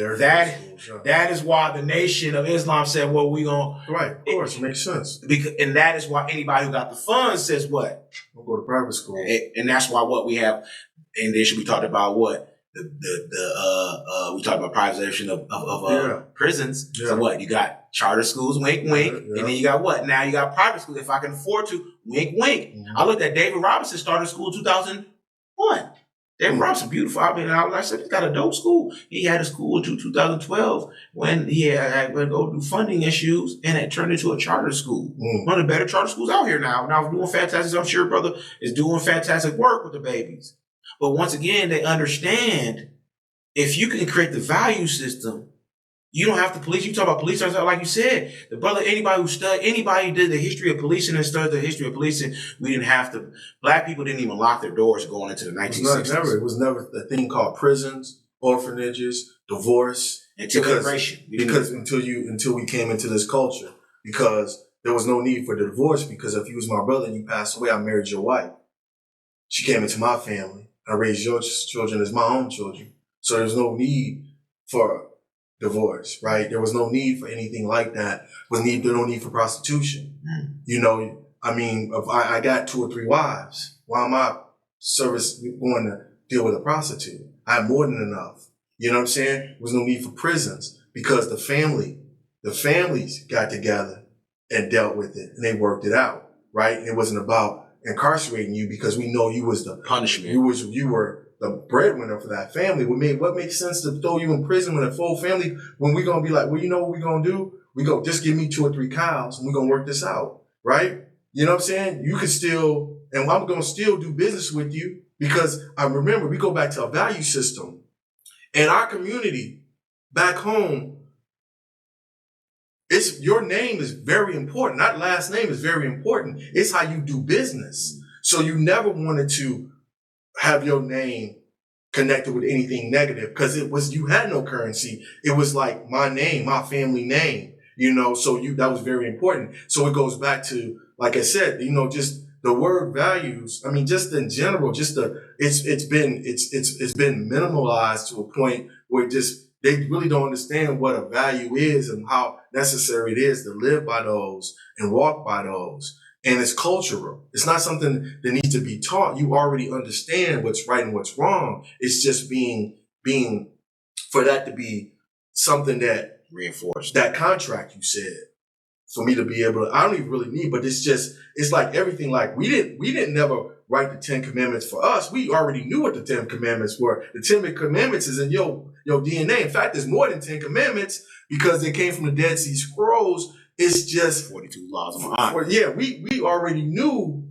what they were, right? We gave it to them because they didn't know what the hell the 10. They only took that small amount and tried to do something with it, right? They didn't have, So when it comes to understand, that's why I say it's in your DNA. It's in we don't have, there's certain things that we will and won't do. There's some type of understandings that we have, that's within us. Call it melanin, call it just, the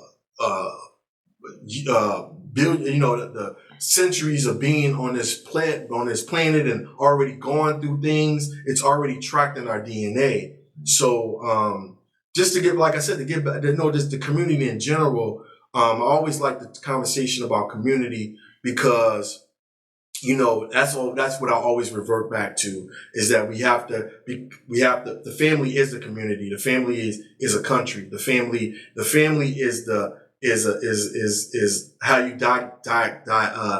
diagnose a nation. You look into a family. How's the family? Look, you can just tell how the nation is being run. Yeah, I believe what the gentleman said. When you come together, when a women and man come, it's a family, and then you call in and their 2 families come together. It's a tribe, and then those 2 tribes come together. It's a clan, and then those clans come together. It's a nation. Right? Like you said, there's a breakdown, and like you said, in all this principle break, if you like you said, if we replace being your word is your bond, and those principles, that is how you have when we get terms of colonialism. Is because that is how it was allowed. They said, what happened to black folks? What happened to the indigenous person? What happened to it's because we historically, when we were given our bond, I said, well, yeah, you can come on this side, no problem, brother. Right? Just make sure that if you go past the river, you just know that you coming into my side of things. No problem, brother. The earth is big enough, the turf is big enough for us all. And so we had run these bonds. They broke these treaties and that is what historically happened is individuals, they weaponized writing because most people in Africa didn't speak English. English was the first colonizer language. Not even Spanish or Dutch or Portuguese or any of those kind of things. English really just same way like the Bible was weaponized and is the most read Bible is because they used the Bible to these conquistadors. We say, oh yeah, we're going to go around and spread the good news kind of stuff. Right. You know what I mean? Or the same way like with the AIDS epidemic or same way we're talking about with charitable things, why is it that we have billions of dollars in charitable means when we still have people who don't have startup income for a regular business or don't have food on their table or why is it that we want to put more money into, like you said, there is no reason to having prisons if we took what they said, average prisoner is $67,000 to house. You can't give no job to you can't pay band, you can't pay, let's cut 27 that off the top and just give brothers 40 bands. Right. And I'll pay you just to be playing with yourself in the closet. Well, the fact of the matter is they pay way more money than $67,000 to house an individual, because what people don't realize is that every time you employ a guard, those guards work there for a reason, because at the end of the day, they know if they work 20 some years, they get to retire at the same amount of money the county's paying for them as what they were making as a CO. So where's that money coming from? That comes from county money. Also, their health insurance. They get health insurance too. Where'd that come from? All the little benefits they get, all that other stuff, all that stuff, you got to factor that into housing an individual in that facility. So yeah, $67,000. They could put you. I read a piece where they said they could house you in a Waldorf Astoria, that fancy hotel up in New York, pay room service for a whole year, and still wouldn't cut that $67,000. So what is the true purpose of this, or from government? Because we talked about the government from the top, from the utilizing the community, having our brothers come up to us and look at us like I can walk into a suburban neighborhood. I might get somebody to say, "Hey, hello, how you doing?" Whatever. But every time I walk into a community, unless he's an older brother, I'm getting people just looking at me like they want to do something to me, don't even know me. Like, where's that anger? Where's all that anger coming from when I'm your brother? You know what I'm saying? We utilize those terms, nephew, cousin, because we all realized that we were connected. We came on the same boat. All of us. But right now we find any way to separate ourselves, to diminish our power. And that's something that's been fit, where you want to go Willie Lynch, whatever you want to go, systematic, I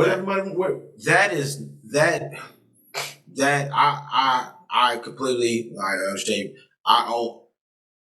That is because, once again, there is no opportunity. See, it's a different thing, without it being split on race or anything like that.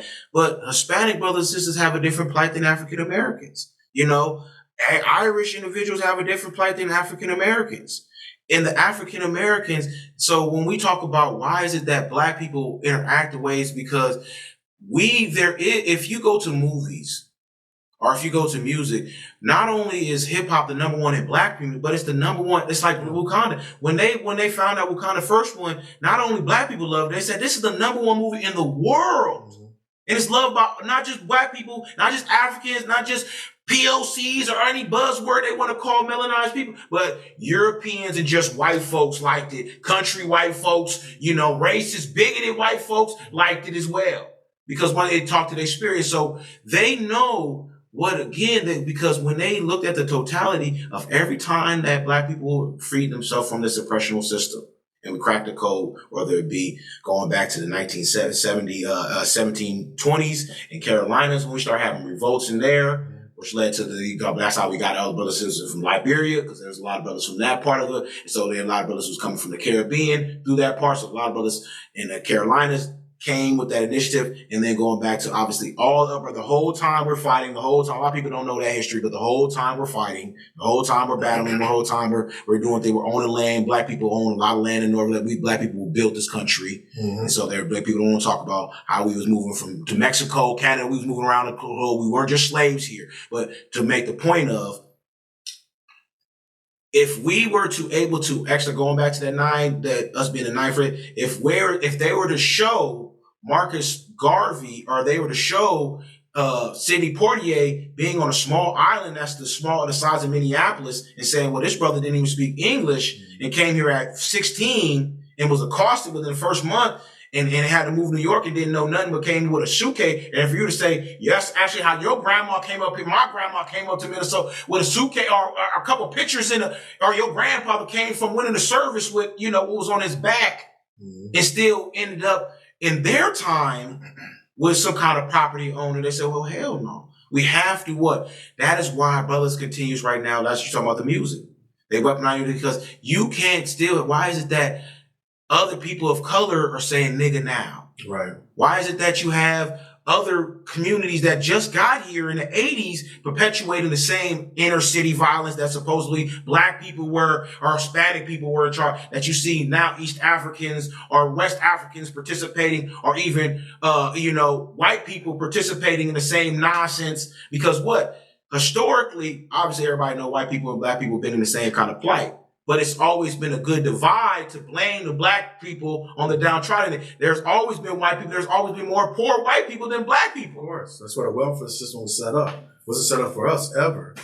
They never, in fact, they utilized our profession in order to exempt us from receiving any type of funds. But they were able to politicize it, flip it, and make it look as though we were the ones. But they never passed anything or given us anything. Period. We always worked for everything. In fact, up until the 70s, we were Republicans because we believe that that same conservative traditional thought process we have within our culture, do for self, farmland, land, school, education. We had all those values instilled into us. It wasn't until they uprooted that, stripped us of it. And now look at us, you know what I'm saying? I mean, what any events coming up that I need to know about? So let's see. Tonight we're gonna be over on 37th and Penn at the Dream Shop. Actually, What's that? What's going on there? So Markella Smith, man, dope sister. You have to really tap in. They're having open mics, so they have open mics. We got we having a youth night tonight. Where they're gonna be the garage band or the young youth sister. She has a garage band. She's gonna be performing tonight with a couple of other young people. I think a lot of people are just doing. Let me see on my schedule. Nothing really on my schedule besides for being at the Dream Shop. I think a lot of people are gonna be at the Black Market. They're gonna be at, if you want to support brothers and sisters, they're gonna be at Global Town Exchange or in Minneapolis Southside over in Chicago. Or a lot of brothers and sisters gonna be at 280 Estes at the Black Market events, usually on Saturdays. But in terms of this, like I said, I step back from trying to, unless it's organized. I realize we have to do more of this. Is the more intimacies, because our ability to create value is our ability to create quantity. Mm-hmm. The quantity comes from our ability to create quality. Right, exactly. Because duplication comes from the good exemplar. Yeah, always an example is what I live by. That was rooted in me. It was something that I always walked by. I mean, I don't let the environment dictate who I am or what I'm going to do. I live by example, there's something coming up that I want to, there was a gentleman killed in, I think maybe over south. It was a bodyguard. His name was Dino. Mm-hmm. His mother, I met with her, beautiful lady, activist. They're throwing a benefit for him in December. I'm gonna send you the flyer for that. Because her situation she's dealing with, and I'm gonna try to break the story on it, and do something with her about it. Is it's reversed to what I've said, what I've been talking about, because he was an activist like you or I. The police failed to investigate the matter. Pushed him to the side. His case don't have any suspects. In fact, when the mother brought up the 48 hours, we watched the first 48 hours, and she's like, "Well, I thought everything, you do everything in the first 48 hours." They said, "No, that's just nobody follows that." So, I mean, my question was like, why are you got 8-9 seasons of that garbage if it's just garbage? You're just doing it for the show, right? You got all these people running around acting like they're doing something, and realistically, it's not even like that. But the reason I brought it up is because it goes right back to my understanding of policing. Because she's an activist, and because they find themselves in the Brown Berets and the Panthers organization, that group. She was like, you know what? That's fine. Y'all don't want to do nothing on the case. Just let us get the case so we can figure out what's happening. And the most beautiful thing she said, she's like, I don't want this individual to even go to prison. I want to figure out why he did what he did. I want to open up a circle, a peace, and talk to him and just have dialogue with him. Because if I can solve this problem, maybe we can solve all these problems, right? We can figure out what made him or her or whoever did it do what they did. And we need more of that dialogue in the conversation, opposed to let's lock them up, we got all these killings going on. Let's figure out what the problem is. And at that particular time, maybe we can correct it. We can find a solution instead of locking people up and having them explain to us why are they doing what they're doing. That doesn't perpetuate black on black violence, though. When you don't promote, because nobody hears white on white. Everybody knows crime is a proximity thing, which means within your community. Exactly. You know, whoever you're closest to, you're more willing to. That's where the statistic shows. And like you said, and so if a system comes with solution oriented and says, I'm not going to allow the circumstances to dictate the totality of these things, that is the Marxism. Marxism talks about, and that's what America's capitalism talks about, the ends justify the means, which means what? Violence presents more violence. Yeah. I have to do what I have to do. I'm not worried about your son. But they don't know what. That's why America's in the plight in this cancer is going to go down, because you can't do it. And that's why the Queen is onto something. That's why our people have been here and been in every country and circumvented the world. And going to be people who, like I said, who have that's why you talk about God's, because our ability to live outside and be humane, which is what? Treat my son as you treat, like we talked about. Our ability to do that is where it's at. And so that becomes our politicism. That becomes our value system. Our ability to come to the table, continuously meet with brothers, we have to get back to those Sunday night dinners with the family. We have to get back to going back to each other. We have to get back, because, like I said, the whole initiative is okay, first it was we don't want interracial dating, and a lot of states still illegal to interracial date, you know. And then we want to eugenics. You got all this shit. Then you got the baby mama and the nigga, the baby, you know what I mean, Doug brother, you know, the brothers out here, the players and the pimp, you know what I mean. You got all this. Okay, and now you got we got adoption, and and then you got the soft approach, you got and now you got interracial, and it can't get enough of it. And so it's like every time they just switch, that's what Monopoly's about. That's what the game is about. It's like pulling a different variation of strings, and we have to be we have to understand that the bishop doesn't move the way that the rook does, and we have to be able to be comfortable in our strategies, in our comprehensiveness as a community in terms of, like you said about the Queen, because we, as anybody who does a search, prisons are not it. It's not about money, because and it's not about guns. You got 27 guns to every one American. Mm-hmm. You have 3 Americans that are richer than 50% of all America. Yeah. Just 3 Americans. Yeah. The top 3 are richer than 50%. So it's not about money. It's not about guns. And it's definitely not about, like you said, the buzzwords. A Democrat or, a freedom or because obviously we hit the streets a couple different times over the last 10 years. Mm-hmm. And it's not about leadership, because you had the orange dude and now you got crusty guy. Mm-hmm. And so it's not about these individuals. It is about, once again, going back to what we talked about, big bro, our genuine ability to establish a principle for you and I, to establish each other, the black code, and then talking to our sons, and then talking to each brother. We each have to be, going back to what you said, the example. That is what our community actually comes from. Is they said, well, I'm not going to. We didn't use nouns. We used everything was a ownership thing of I am or a present thing. We didn't have a very, that's how we invented science, because everything was based on fact. We weren't a faith-based people. That faith is something that they use against us. Mm-hmm. To have faith. We were fact. We would say, well, no, I know damn well that, if a lion, that's why we study martial arts. A lion is not violent naturally. A lion says, well, they are conjuring to believe in that. In that order, we come from a warrior, to your part, then you about to make a warrior people. Right? A warrior, it means what? When wartime comes, then I activate myself to what needs to be done. But other than that, I'm a doctor. That this is the only nation that utilizes that. They stay in a war mode, right? They have to have an enemy. They create enemies when they don't have one. Or they criminalize other countries who do act the same way. Well, they have that, but that the mindset is always to be at war, always be fighting something. Because you can look at even their engineering.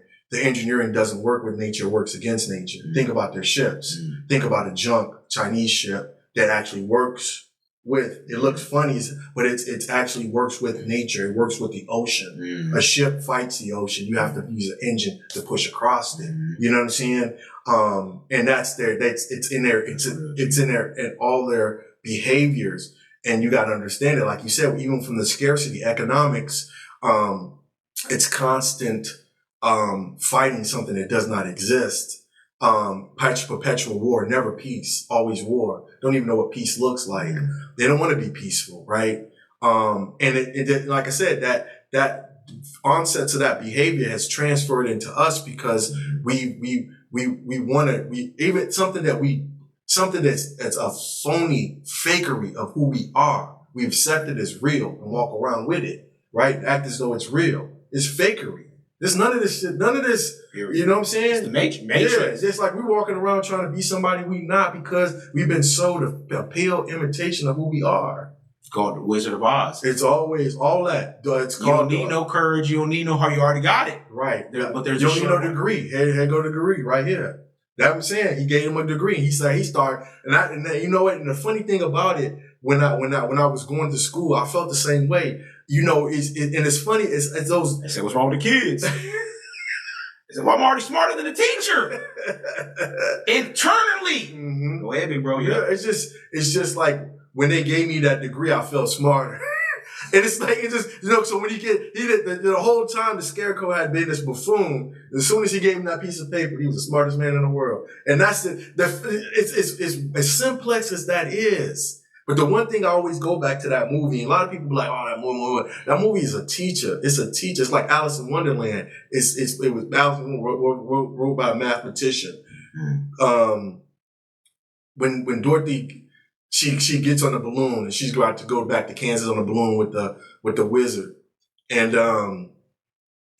Toto chases the cat, and the balloon takes off, and she's like, I can't go back home, and the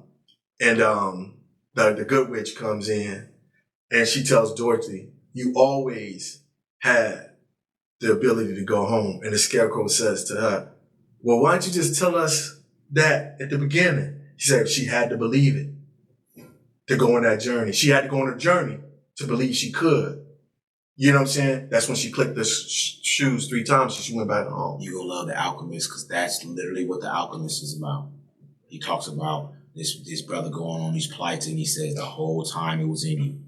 The whole time they talk about that is what alchemy is about. The ability to understand that all chemicals are in us. Everything that we need in it. That is, and so when the ancestors, going back to the brothers who established religions and established, the Prophet Muhammad. When he talked about knowledge and stuff, when you talk about who am I to be well, who am I? We talk about James Baldwin, who am I? We talk about Sir John, all the people who say what? Knowledge itself is the number one thing you have to know. We talk about all these other schools and other religious groups, like you said, and that is what?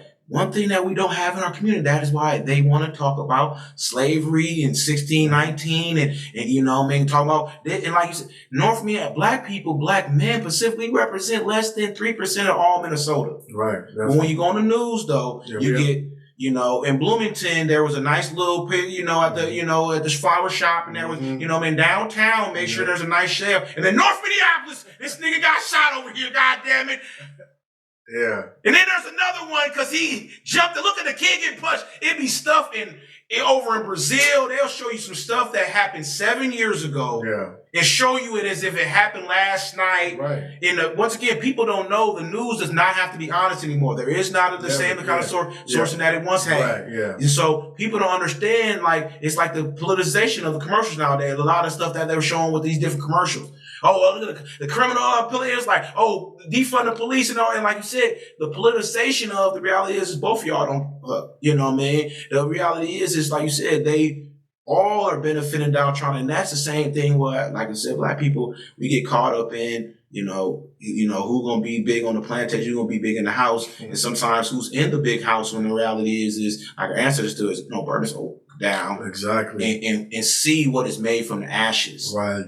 Let's do that. Yeah, that's definitely what it's got to be. It has got to. And like I said, I'm doing what I can do. You doing what you can do, bro. And we trying to make this happen, man. And it's like you said, with everything from the media, to just our conversation amongst each other, to how we treat each other. You know what I'm saying? We have to live by example. And we are doing that. You in your lane, me in my lane, you know what I'm saying? Us coming together, You know what I'm saying? Breaking bread, chopping it up, staying in contact with each other, building, is what it's going to take. You know, you got any parting words? Anything you want to say? Man, I appreciate, Brother Moe, man, real bit. And like I said, it's been short-lived, man, our lane, man. But it's been equitable work. Yeah. It's been an impactful work, you know, and people have to understand that, you know, you don't have to have, you know, the end resulting is not what the work looks like.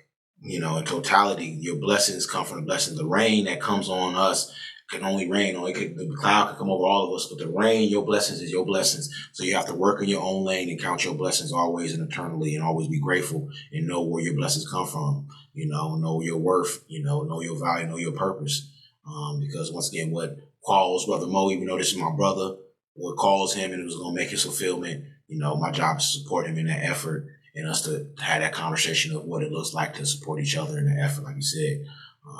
And so I just encourage brothers continue to get outside. Don't be fearful. That's the main thing is we have to get over that fear of you know, this brother, what, you know, or this sister might say this or no, you know, all that stuff is a fiction. That's a lie. That's like the brother was talking about Wizard of Oz, you know, giving the courage, giving the mind, you know, maybe the way home. Yeah. You know, when there's just this dude behind, this short, chubby dude behind the screen. But that screen, that was a cold piece on a screen, you know, blowing smoke. That's all he was doing. That's all he could do was blow smoke. Or they had a dude in the Matrix, what? A dude who whole job, Mr. Smith's whole job was to take what you knew and create a system around what you thought you knew in terms of all y'all life, you know, man. Oh, you know, man, black people, when it's like black people, the most peaceful people out here. Right. Definitely. Black people, wait a second. They create, everything was a kind of, everything, that's what the new Matrix was about. And that's what the Matrix was talking about. Its ability to take your mind, like the brother said, you know, your mind is the greatest asset, the greatest tool, your ability. But if you don't believe it, your belief system is huge. It's not about faith. It's not about you shouldn't have to believe in the next life. Right. You should be able to have a strong enough belief system that says, man, because once again, a lion, or if you look at the millions of animals, they're not violent in the sense of I got vengeance or revenge. Yeah. They handle their business and they go about their business. Right. Peaceful thereafter. They're surviving. They're surviving in the fact that the divine order has laid it out for this to occur this way. And they've only been doing what they've been taught, and they haven't deviated from that. We're the only people that deviated from what we've been taught or what we know, right? We you know, all this other stuff, but like that's truth in what they're doing. It's the cycle of life. It's beneficial. They don't waste anything. Principle. Yeah, definitely. Shout out to Clothing Line again, bro. Man, know your worth clothing, man. OurProudLegacy.com. You can check us out there. I'm going to be at the Dream Shop once again. Know Your Worth Clothing on Facebook. You know, check us out. Supporting other community building and the principles of heritage, history, purpose, pride, and community, and establish those things. And like I said, nothing but love and blessings to this brother, man. Yes, sir. We're a real bit. SAF Moe, the prison lawyer, signing off. Peace.